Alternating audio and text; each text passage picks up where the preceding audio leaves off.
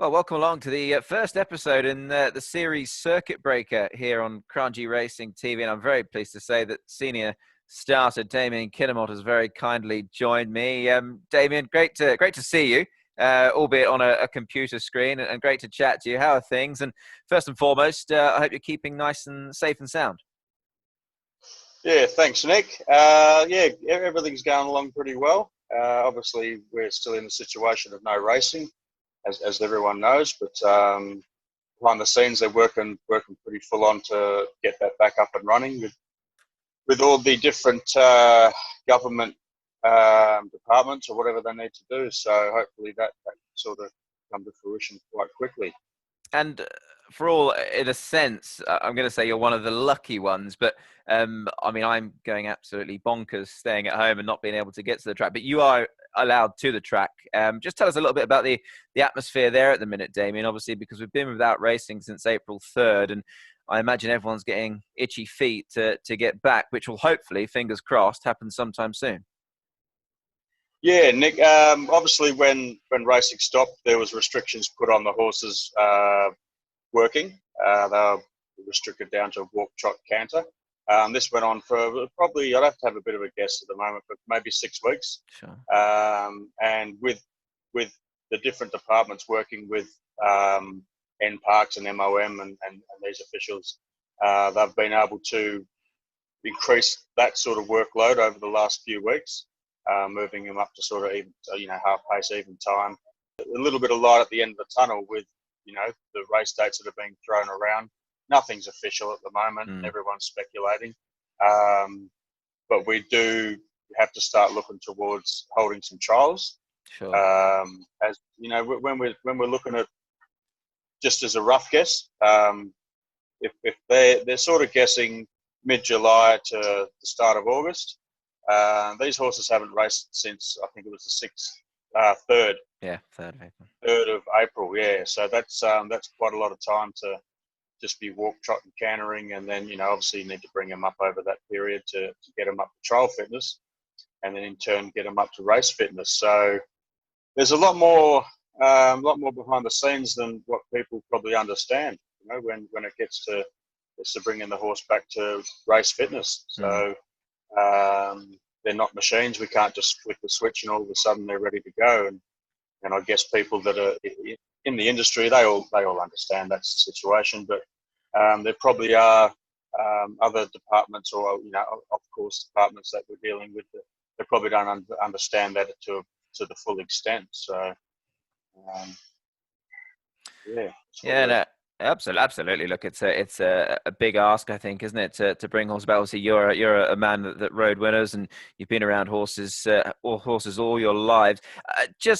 I mean, from experience, I mean, I'm well, some may say the tender age of 33, but I mean, I certainly can't remember anything like this. The closest I was getting to this, and thinking about it the other day, Damien, was the foot and mouth outbreak back in the UK about 2001, I think, 19 years ago, which held racing up. Have you known anything in your time which has really put a stop to racing like this has? Obviously, this is certainly unprecedented. No, not something that's affected where I was working at the time, Nick. I'm pretty sure it was maybe about 15 years ago. It would have been about 15 years ago they had the EI outbreak over on more so the East Coast. It didn't really affect the West Coast in Perth where I was working. So that's probably as much as, and before I came to Singapore they had SARS. And again, my years are out. I'm not too sure what years they were, but they could have been 2005, around that sort of time. But it's because you're getting old, Damien. That's what it is. You can't remember. Oh, look, been around a while, Nick. Been around a while. Yeah, so. And Damien, how much are we going to appreciate getting back racing? I know, for one, speaking from personal experience and my personal mindset, I mean, when when we know when that first race back will be, a bit like today, for instance, in the UK, they've got racing back for the first time since late March. So they've stopped earlier than we did. How much are we all going to appreciate it, do you think? Do you think it's put a different sort of dynamic on the whole thing in some cases?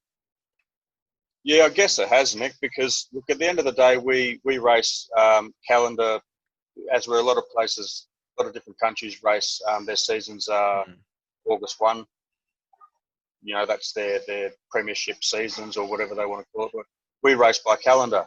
So our season starts January 1 and we break after the first weekend of December, usually around the 7th, 8th, 9th, 10th. And then we have 2 or 3 weeks break and then we're back into it again. So we only end up with 3 weeks break. Yeah, for sure. No, it's certainly very obviously it turns the season, the year anyway, on its head completely. And obviously, a few of the feature races have been lost regrettably, Group 3s and Group 2s, but the Group 1s, the big races, the Kranji Miles, the Derbies, obviously will be saved and run at a later date. Off the subject slightly of racing, Damien. Obviously, during the circuit breaker, a lot of people are finding it difficult and finding things to do and keep themselves busy. I've noticed on social media that you're a pretty dab hand with the press ups, and you're not too bad on the old editing skills as well. The videos look good. Yeah, as far as the videos, they make it very easy for us. Well, I won't say old, but the people that are getting older that aren't quite up with the technology and but they do make it easy, very easy. It's all push button now, Nick. You might have a more extensive sort of outlook on editing, but that's, for me, it's quite basic. Just pick your videos and throw a bit of music to it. Yeah. And as far as the push-ups and all that sort of stuff, look, there's all these challenges that are getting thrown around to raise awareness for, post-traumatic syndrome. I might have mispronounced that, but No, suicide. Yeah. Suicide awareness and mental health awareness and all that sort of stuff. So, look, that's something I hold very close to my heart for personal reasons. And I believe any message that we can get out on social media, it's a free advertising platform. I don't mind sharing the websites and the numbers to call, and because I sort of think of it this way, Nick. If people might scroll past all those posts, and those posts aren't there to get likes and all that sort of stuff. They're there. If one person, if we can make a difference to one person, then we've done something to help out. And hey, at the end of the day, it's keeping me fit as well. So it's benefiting me, and in the long term, hopefully it benefits someone else. So I don't mind doing that at all. Yeah, for sure. No, it's good that you're keeping busy. Anyway, I think we've all got to try and do that. But I think all in all, hopefully we will be back. As you say, the speculation is very much as it is at the moment. But sort of some point between July and August, hopefully we'll be back racing in Singapore.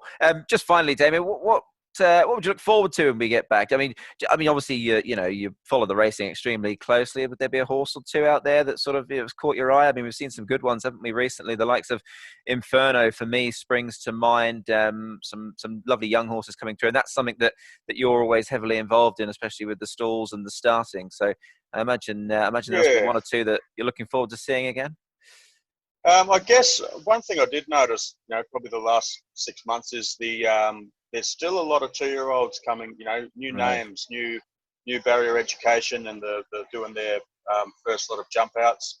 For me, that's an exciting time for Singapore racing, as where they injecting new horses into the ranks. And I guess that's one thing that I really like. I love seeing the young horses. I love seeing them, even though they're all still learning and all still green. I love seeing them competitive as young horses.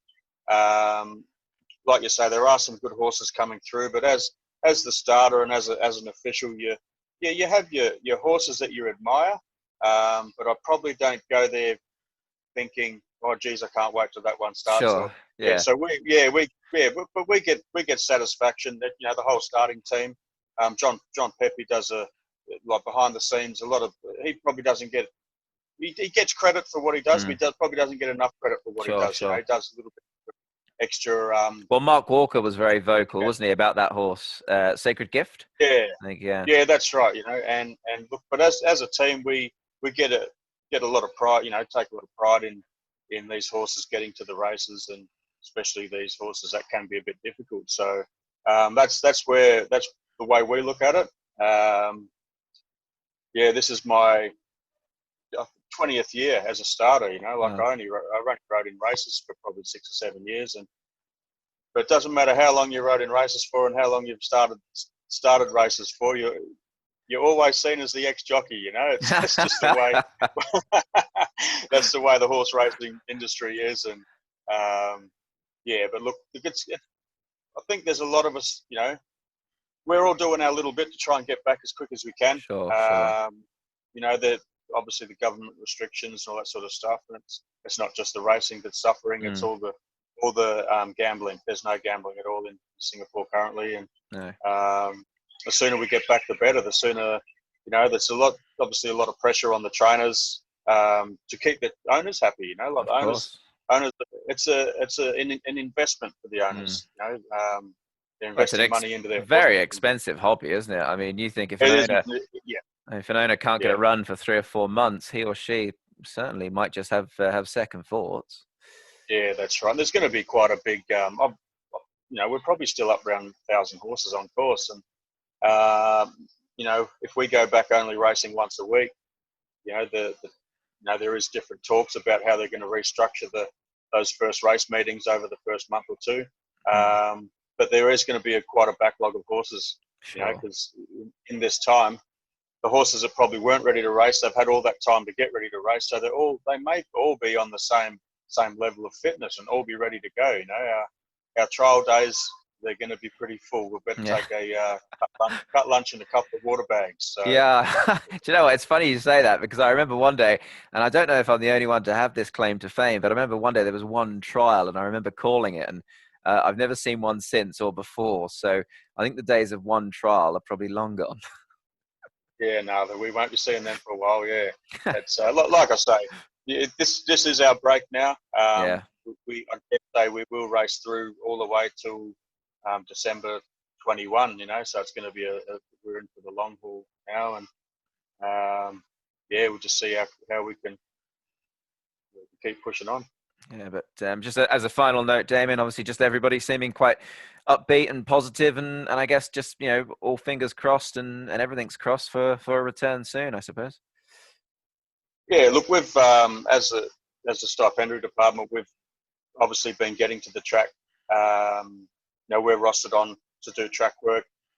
You know, there's still a safety factor, even though the horses are only walk, trot, canter. We've still got that the duty of care there for our department to police the track work, and you know, we've had that opportunity to sort of mingle with the trainers, and you know, they've got their own thoughts and their own ideas, and some of them are great ideas. You know, I guess that comes with people that have had a lot of experience in the industry, and sometimes they need to be listened to as well. You know, it's yeah, they've got some good ideas out there. So, but we're looking forward to getting back racing. That's the main thing. So. Yeah, it certainly is. We certainly are looking forward to racing resuming in Singapore. Well, Damien, great to chat with you. Great to catch up, and hopefully we'll be seeing you in the flesh very shortly at the Turf Club. That would be ideal more than anything. For sure. Thank you very much, Nick. Thanks, Damien. Great to speak to you. See you, mate.